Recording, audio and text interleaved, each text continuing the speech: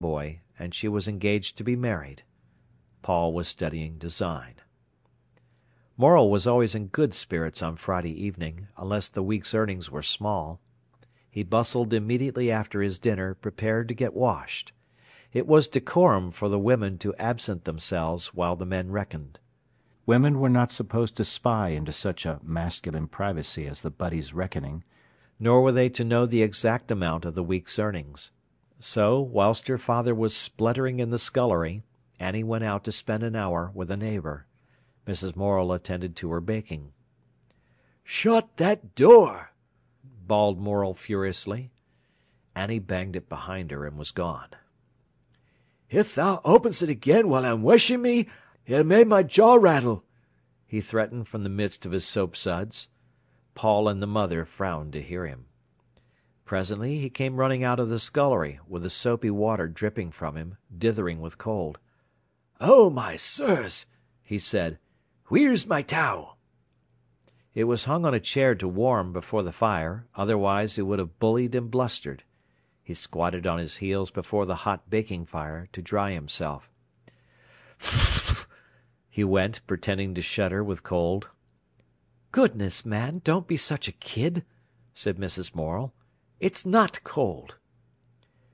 "Thee strip thyself stark naked to wash thy flesh in that scullery," said the miner, as he rubbed his hair. "Nowt but an ice-house." "And I shouldn't make that fuss," replied his wife. "No, thou'd drop down stiff, as dead as a door-knob, with thy nesh sides." "Why is a door-knob deader than anything else?" asked Paul, curious. "Eh? I dunno, that's what they say," replied his father. "But there's that much draught in yon scullery as it blows through your ribs like through a 5-barred gate." "It would have some difficulty in blowing through yours," said Mrs. Morel. Morel looked down ruefully at his sides. "Me!" he exclaimed. "I'm nowt but a skinned rabbit. My bones fair juts out on me." "I should like to know where," retorted his wife. "Ivrywhere. I'm nobbut but a sack of faggots." Mrs. Morel laughed. He had still a wonderfully young body, muscular, without any fat. His skin was smooth and clear. It might have been the body of a man of 28, except that there was, perhaps, too many blue scars, like tattoo marks, where the coal dust remained under the skin, and that his chest was too hairy. But he put his hand on his side ruefully. It was his fixed belief that, because he did not get fat, he was as thin as a starved rat.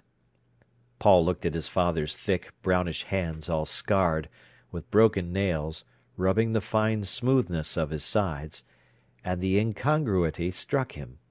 It seemed strange they were the same flesh. "I suppose," he said to his father, "you had a good figure once." "Eh?" exclaimed the miner, glancing round, startled and timid, like a child. "He had," exclaimed Mrs. Morel, "if he didn't hurtle himself up as he was trying to get in the smallest space he could." "Me!" exclaimed Morel. "Me a good figure! I wor never much more'n a skeleton." "Man!" cried his wife, "don't be such a pulamiter." "It's truth," he said. "Thou's niver knowed me but what I looked as if I were going in a rapid decline." She sat and laughed. "You've had a constitution like iron," she said, "and never a man had a better start, if it was body that counted. You should have seen him as a young man," she cried suddenly to Paul, drawing herself up to imitate her husband's once handsome bearing. Morel watched her shyly. He saw again the passion she had had for him. It blazed upon her for a moment. He was shy, rather scared, and humble. Yet again he felt his old glow, and then immediately he felt the ruin he had made during these years. He wanted to bustle about, to run away from it. "Give my back a bit of a wash," he asked her. His wife brought a well-soaped flannel and clapped it on his shoulders. He gave a jump. "Hey, thou mucky little hussy!" he cried. "Cold as death!" "You ought to have been a salamander," she laughed, washing his back. It was very rarely she would do anything so personal for him. The children did those things. "The next world won't be half hot enough for you," she added.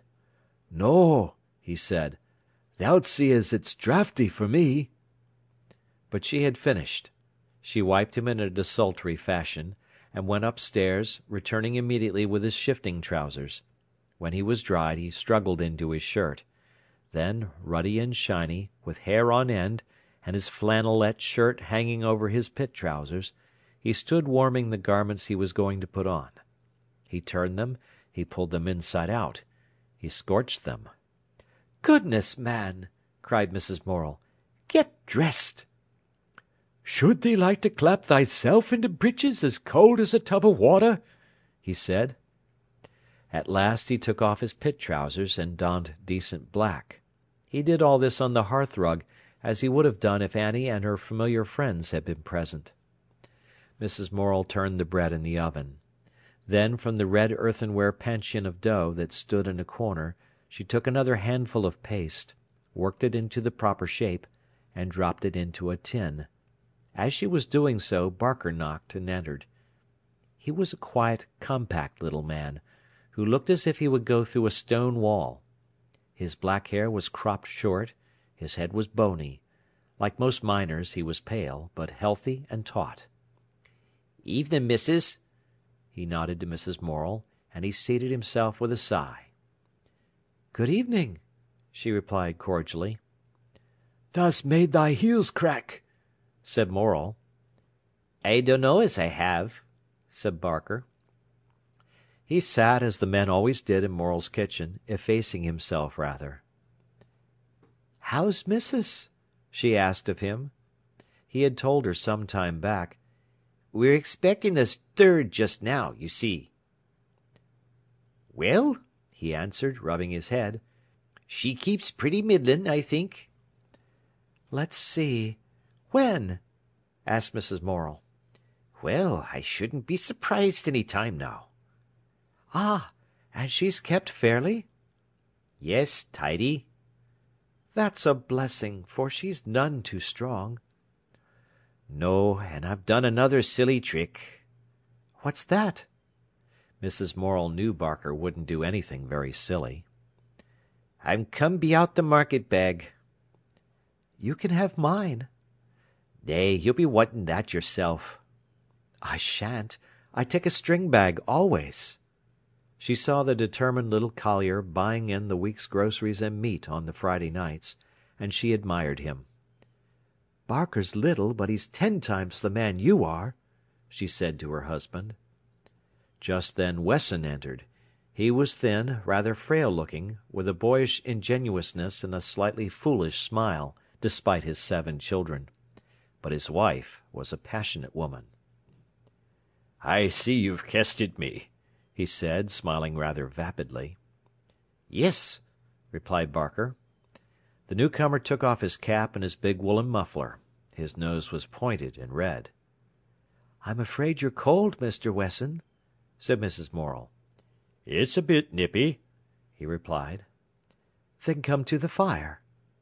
"Nay, I shall do where I am." Both colliers sat away back. They could not be induced to come on to the hearth. The hearth is sacred to the family. "Go thy ways in the armchair," cried Morel cheerily. "Nay, thank yer, I'm very nicely here."